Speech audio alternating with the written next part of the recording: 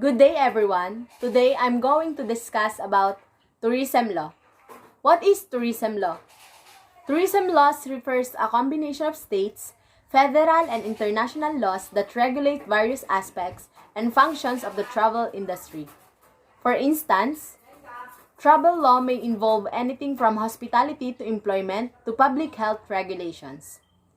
Tourism law may also define as body of rules or principles of actions which deals with the regulation authority, relations, and obedience among members of society involved in tourist travel and accommodation.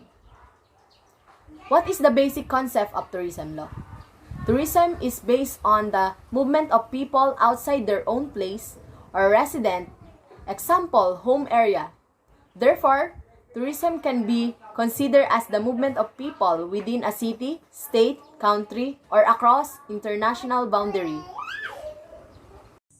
In tourism law, it includes persons traveling from place to place for pleasure or tourist, and the business establishments or persons engaged in the occupation or providing various services for tourists. What is law? Law is the system of rules which a particular country or community recognizes as regulating the actions of its members and which it may enforce by the imposition of penalties.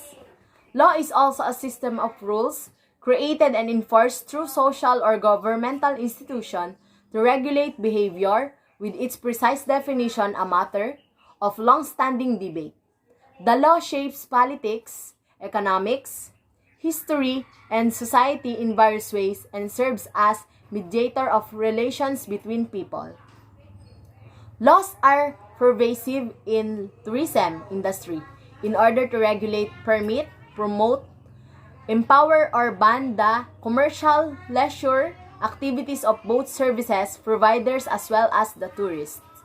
There are also laws to recognize the rights of the tourists as well as contract laws to determine the relations within the industry segments. Republic Act No. 9593, an act declaring a national policy for tourism as an engine of investment, employment, growth, and national development, and in strengthening the Department of Tourism and its attached agency to effectively and efficiently implement that policy, and appropriating funds therefore. For the importance of tourism law, according to the United Nations World Tourism Organization, or UNWTO, the purpose of travel legislation is to provide a regulatory framework for the proper development and management of tourism activities. Ideally, this will aid in the conservation of natural resources and the preservation of cultural tradition.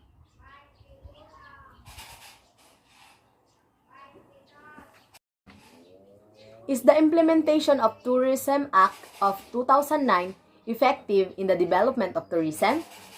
Using descriptive method, results reveal that by implementing the policy of Tourism Act of 2009 in the prologue, positive effects on the city economic, social, and environmental development occurred.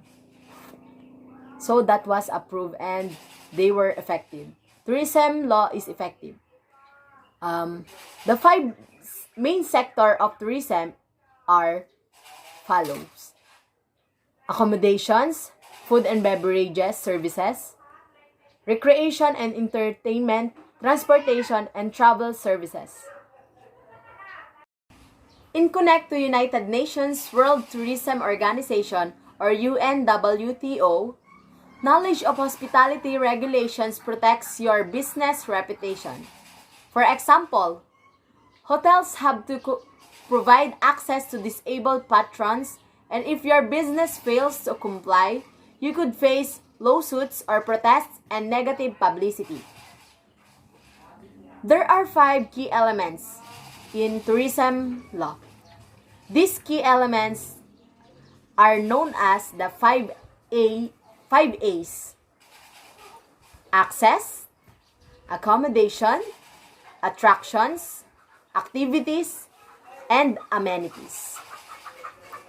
What is the effect if there is no tourism laws? Our country might be exposed in any acts of terrorism. We will not forget what happened during December 30, 2000. Light Railways terrorist attack, also known as the Rizal Day, attack where many have died and 100 victims injured. These victims' only concern was to avail of the employment of traveling from one place to another through the convenience of the light railways transit, one of the fastest transportation vehicles in Metro Manila. So that's all for today, and thank you.